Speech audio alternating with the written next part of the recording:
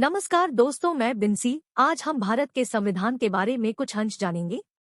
भारत का संविधान भारत का सर्वोच्च विधान है, जिसे 26 नवंबर 1949 को संविधान सभा द्वारा पारित किया गया और 26 जनवरी 1950 से प्रभावी हुआ।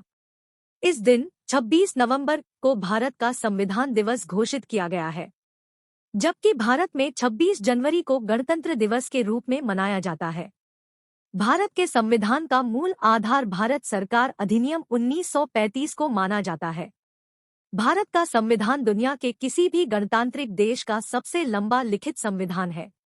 डॉक्टर भीमराव अंबेडकर को भारतीय संविधान का जनक कहा जाता है। जुलाई 1946 में भारत की संविधान सभा के लिए चुनाव हुए। संविधान सभा की पहली बैठक दिसंबर 1946 में हुई।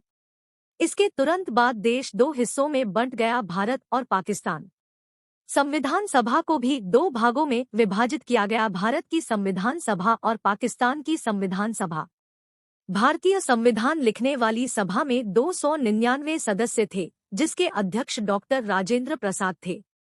संविधान सभा ने 26 नवंबर 1949 को अपना काम पूरा किया और 26 जनवरी 1950 को यह संविधान लागू हुआ। इसी दिन की याद में हर साल 26 जनवरी को भारत में गणतंत्र दिवस के रूप में मनाया जाता है। भारतीय संविधान को पूर्ण रूप से तैयार करने में 2 वर्ष, 11 माह, 18 दिन का समय लगा। संक्षिप्त परिचय। वर्तमान में भारतीय संविधान में केवल 470 अनुच्छेद और 12 अनुसूचियां हैं और यह 25 भागों में विभाजित है। लेकिन इसके निर्माण के समय मूल संविधान में 395 अनुच्छेद थे, जो 22 भागों में विभाजित थे। इसमें केवल 8 अनुसूचियां थी। संविधान सरकार के संसदीय स्वरूप का प्रावधान करता है, जिसकी संरचना कुछ अपवादों को छोड़कर संघीय है। केंद्रीय कार्यपालिका का संवैधानिक प्रमुख राष्ट्रपति होता है। भारत के संविधान के अनुच्छेद 79 के अनुसार केंद्रीय संसद की परिषद में एक राष्ट्रपति और 2 सदन होते हैं। राष्ट्रपति इस मंत्रिपरिषद की सलाह के अनुसार अपने कार्य करेगा। इस प्रकार वास्तविक कार्यकारी शक्ति प्रधानमंत्री की अध्यक्षता वाली मंत्रिपरिषद में निहित है, जो वर्तमान में श्री नरेंद्र मोदी है। मंत्रिपरिषद सामूहिक रूप से लोकसभा के प्रति उत्तरदायी है। प्रत्येक राज्य में एक विधानसभा होती है। उत्तर प्रदेश, बिहार, महाराष्ट्र, कर्नाटक, आंध्र प्रदेश और तेलंगाना में एक उच्च सदन है, जिसे विधान परिषद कहा जाता है। राज्यपाल राज्य का प्रमुख होता है। प्रत्येक राज्य में एक राज्यपाल होगा और राज्य की कार्यकारी शक्ति उसमें निहित होगी। मुख्यमंत्री की अध्यक्षता में मंत्रिपरिषद राज्यपाल को उसके कार्यकारी कार्यों के निष्पादन में सलाह देती है। राज्य की मंत्रिपरिषद राज्य की विधानसभा के प्रति उत्तरदायी होती है। संविधान की 7वीं अनुसूची संसद और राज्य विधानमंडलों के बीच विधायी शक्तियों के वितरण से संबंधित है और इस अनुसूची में सरकारों द्वारा शुल्क और कर लगाने के अधिकारों का उल्लेख किया गया है।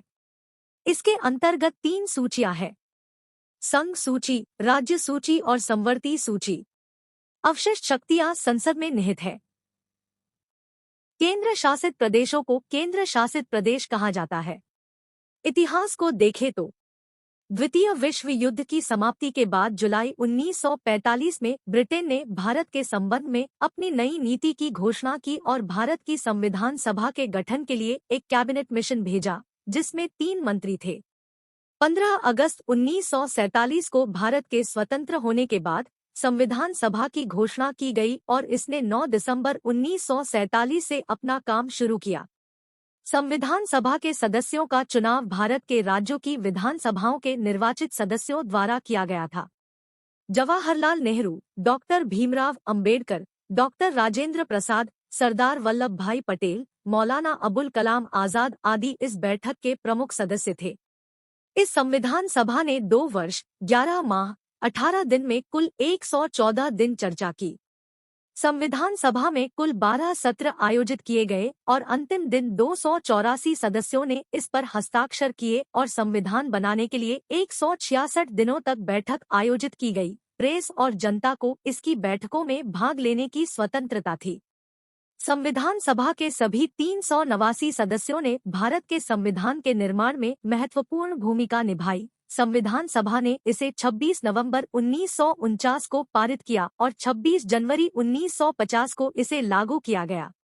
इस संविधान में सबसे प्रभावशाली भारत सरकार अधिनियम है 1935। इसमें से लगभग 250 अनुच्छेद इस अधिनियम से लिए गए हैं।